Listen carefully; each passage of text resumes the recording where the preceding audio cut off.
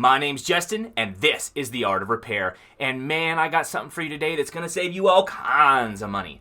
Now, again, we like to scenario here, so scenario with me for just 1 second. You buy a display, maybe it's $100 or $200. You take it, you're going in, you're clicking in, or your employee's clicking in, and the next thing you know, that brand new display has a broken FPC connector. How do we recover from this situation? Let's go ahead and do it.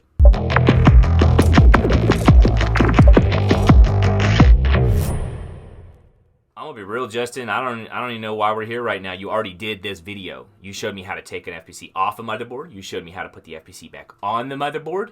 Like, what's the deal? I've been doing it for a while now. Well, believe it or not, there's more than one way to skin a cat. And I'm going to show you another way today that for flexible printed circuits, it might be the better way to do it, specifically in this situation. So let's go over here and let's talk a little bit about it. Okie dokie, let's go ahead and get in here and talk about these tools for just a second, because you need to know what tools you need and you need to know why you're going to use them before we actually do this, or you're just going to be doing stuff without knowing, right?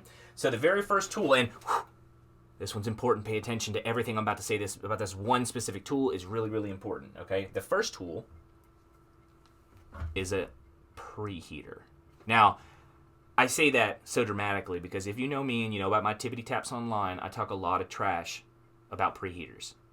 They are very application specific, and I see a lot of people who use them for every repair, and I think it stunts your growth as a micro solderer if you don't learn how to do everything first before you learn how to use this. That's all I'm saying. If you know how to do everything without the preheater, then move to the preheater.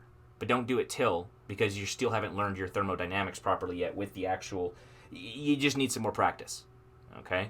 So that is my disclaimer for the preheater. I also recommend a thinner one, not a thicker one, because you want to put it in your microscope. And if you're setting up your microscope, I'm going to give you a quick microscope tip. 165 millimeters at a 5x Barlow will give you the perfect working height, and you don't want to take away from that. Thinner for preheaters is better because it can go under the microscope. If you get the big thick one, that's fine. It's whatever. Maybe you have an articulating arm. Maybe you have all kind of stuff. Maybe it's not that big a deal. But if you're using a base setup at 165 millimeters, these thinner ones are the way to go. All right, we are also going to need some kind of tape today. I'm going to say that if you have Kapton tape, that'll work. I know that a lot of people don't have the silicone fiber-infused tape, but they're both thermal tapes, meaning that the adhesive that's connected to this material will stick even in high temperature, and that's kind of the main purpose of it. Not to shield and protect, and you can a little bit, but for the most part, it's thermal tape, so that it doesn't come up. You know what I mean? So you're gonna need some tape. You're gonna need the preheater. Obviously, you're gonna need your soldering station, so you're gonna need a soldering iron. You're gonna need some flux, because if you're not fluxing, you're not soldering. It was the last video I did. Learn about flux. It's gonna help you. Okay. So yeah, you need your iron, your flux. You got your tape. You got your display. You got your preheater, and I would just say a good old pair of tweezers. Let's go ahead and get started here. So with all that being said, let's talk about this preheater, what we're doing today, and what the whole point here is. Because like I said earlier, if you know, and you've been watching my channel for a while, you're in the playlist, you know that I've already done an FPC connector video. But that was using a hot air station. We were heating it from above. The deal is, we're going to be heating it from below this time instead of from above. The reason that we're doing that is because when you work with an actual motherboard, you've got thermal mass to it. Sometimes you sit there for 20 or 30 seconds before something comes up. That's fine. That's good. It gives you time to, pay attention to the board, do your thing. But imagine for just one moment here that the moment your hot air touched the board, things were starting to come up. Oh my goodness. It would just be ridiculous, right? Now, you think, well, I'll just lower the temperature, lower the airflow, and you're doing all this crazy stuff. Well, absolutely, and that stuff will work.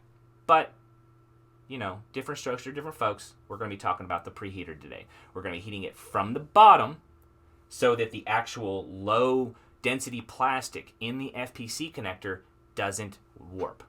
Okay, so that's what we're doing. So let's get over here. You guys can see, and you guys can see already that I'm out of focus. So let's say...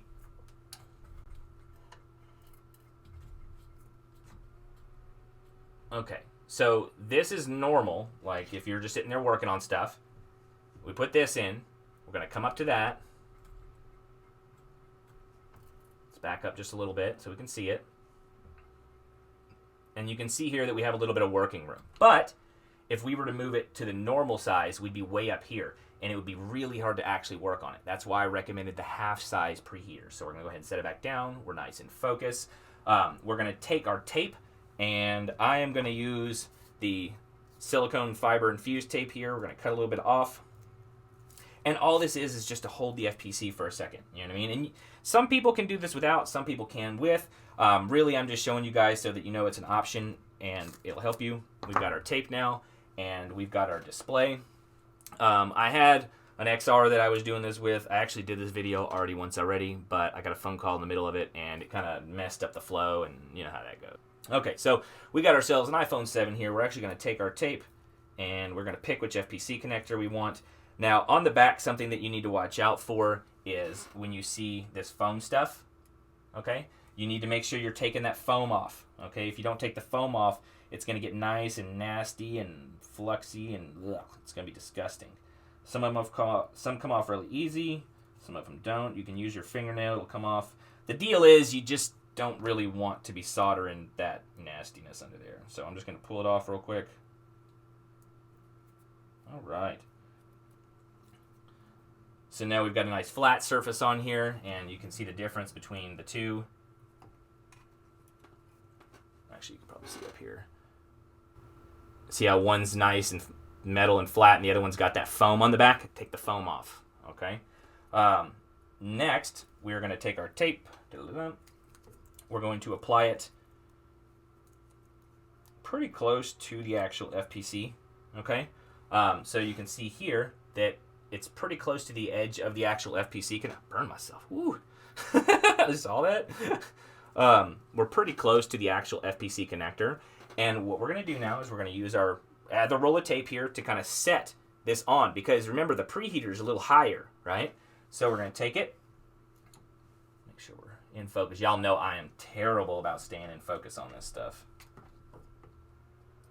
All right, and you know, you can take a Q-tip. This isn't important. This is not a tool that you have to have for this, but you can push the tape down with it a little bit if you want. That way you're not touching it. All right. Now, interesting enough, I'm telling you right now during this video, this FPC connector is going to sit here much longer than it should. Okay, this should be an in and out job. You shouldn't be playing around here because as it heats up the cable, it will heat up the ACT or ACF, whatever you want to call it, tape, which bonds the copper in the flex cable to the actual glass substrate material of the LCD itself for the data connection. So if you leave it here too long, it is possible for it to damage that. In and out, don't play around. I'm making a video right now to demo, so I don't care how long it sits there. Remember that, okay? So we're sitting here right now, we've got it on here, and what we're actually doing is we're heating it from below instead of above, where if we would have heated it from above with the hot air station, if you're a little bit newer to hot air, you might have actually warped it, you may have bent it, something like that, because you didn't come in at the proper temperature. Now, if you were to do this with hot air, I would recommend coming in with a ultra low wind speed and a much lower thermal temperature, you know what I'm saying? Like just a lower temperature. You don't want to come in super hot on something like this because it's going to warp and get damaged. But with the preheater, us heating it from below, we're not going to have that issue. And I want to show you some stuff here. We're going to take our flux, and normally I don't really use a ton of flux when I'm harvesting, but it helps sometimes, okay? We're going to go ahead and make sure we're good to go in the focus department here. Alrighty. We're going to put a little bit of flux. You can see it's bubbling up now. Now, the reason I want to do this is because I'm going to do something here. I'm actually going to press down. Well, actually, you can see it already. You see where the solder's starting to liquefy and it's coming to that smaller surface area, surface tension. The other video, go check out my playlist. We're actually just going to press down a little bit. Actually, you can already see it. See how it's all already basically coming off? You see it moved? Just sitting there, it's already desoldered. I have this set at 230 degrees centigrade. Okay, make sure your stations are calibrated. But something to pay attention to when you're doing this is if you grab with metal tweezers one of these solder joints. I don't know if I can show you guys this. I'm going to touch it. Now, see how it's not moving? That's because these added thermal mass to the joint, meaning it sucked up that heat and it kept it at a lower temperature. That's a small thing to pay attention to. Pay attention to it, okay? So what I'm going to do to get this thing off is I'm just going to come in real quick. I'm just going to set it to the side. Y'all saw that? That was so easy. Oh my goodness. I didn't have to do nothing. All I did was not touch the metal. I came from the side. I just whoop, like that. No big deal. So now that we've done that, let's just say that we've swapped out. We've got the other screen here, and we've already done everything we did up until now, and we're going to put it back on. Okay? So the easy way to do that is you can either A, come in with a soldering station and realloy those pads. I've shown you that in a whole bunch of other videos. Make sure you're checking that out. And this one actually looks like it has enough solder left for us to just stick it back on there. Some do, some don't. Just depends on how you do it. I lifted up, so more stayed. If you pull to the side, sometimes it F's it up a little bit. You know what I mean? So we're going to put a little bit more flux on here just to get ourselves ready. Because, you know, if you're not fluxing, you're not soldering. Y'all know what the deal is. So now we're going to come back in here. We're going to take this very carefully. And we're just going to set it exactly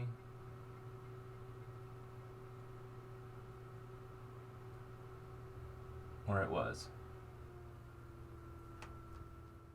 All right. We did it. Now, again, if you need a realloy, use your soldering station. Add a little more so it has something to touch to. Again, don't leave this on here longer than it needs to. This is a very, very easy thing that you can do to save hundreds and thousands of dollars if you've got displays that you bought that were damaged that you can't warranty back because you damaged them. Now you can fix them. Super easy. Pick yourself up a preheater and you're going to be good to go. So, yeah, I'll catch you next time. We did it. We made it. Now you also know how to take an FPC connector off of an actual flexible printed circuit and fix it with a preheater from heat from below, not from the top. You know how to do that now. So go practice. Let me know how it goes. If you have any issues in this process, just, pop down in the comments. Let me know what they are, and I'll try to address them for you. But this is such an easy technique that can save you so much money. Basically, everybody should know about it. So make sure you share the video. Make sure you like the video. And if you're into this kind of thing, subscribe. Turn on those notifications. And, I will catch you next time. You know what I mean? And, if you're looking for tools, shop.artof.repair. And you can find all the tools I use every day. Because I know they work. And now you do too. Shop.artof.repair. I'll catch you next time. I love every last one of you.